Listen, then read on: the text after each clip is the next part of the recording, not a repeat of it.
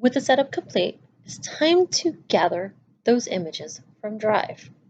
But first, let me show you that on the count sheet, there is a link to your main folder and there's a link to your drives. Did you watch the video about how to upload the pictures to this folder? If not, go ahead and scroll on down to get to it. Notice I have the folders from the photographer. And in this folder, not only do we have the images, but we also have a text file or a CSV file that shows us here's the student's name, here's the student's picture. What we're going to do is we're going to click Gather from Drive. And we're going to select the folder.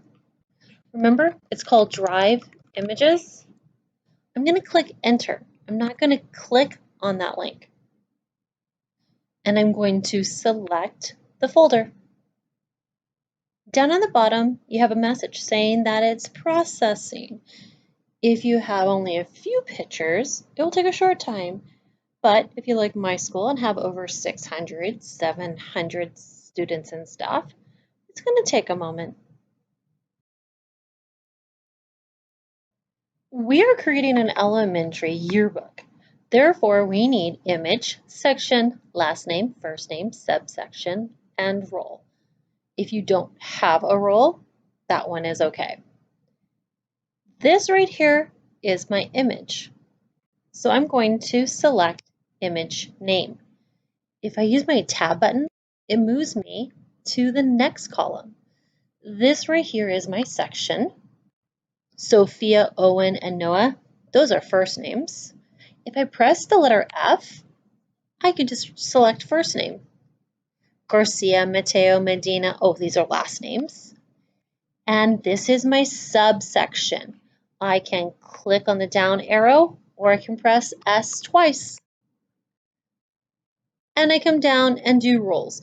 Now, roles are for adults if we want to put them at the very beginning of that page. And I'm going to click Submit. If you have 36 images, oh, this is going to go by so fast.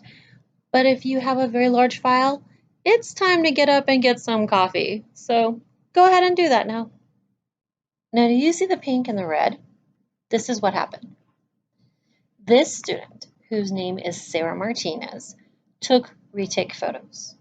So what I'm going to do is, if Sarah's in my class, I'm going to say, Sarah, look at these two pictures. Which one do you like?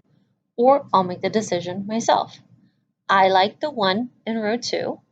So what I'm going to do is I'm going to right-click on row 3 and select Delete Row. It's the same thing with Michael. And if Michael's nearby, I'm going to let him choose which picture he likes the best. But if not, I'm going to choose the one that looks better, and that's the one in row 4. So I'm going to click on row 3, I'm going to do a right click, and I'm going to delete that row. Sometimes information does not come through because the photographer didn't have a card for that particular individual. I happen to know that this person's name is Teacher A, and Teacher A teaches PK. And if I want to verify that this is correct, meaning I have fixed all the duplicates and the missing information, and I really want those colors to disappear, I'm going to come down to Review, and I'm going to select Review Names. And we're good. I wonder how many pictures were taken by the professional photographer.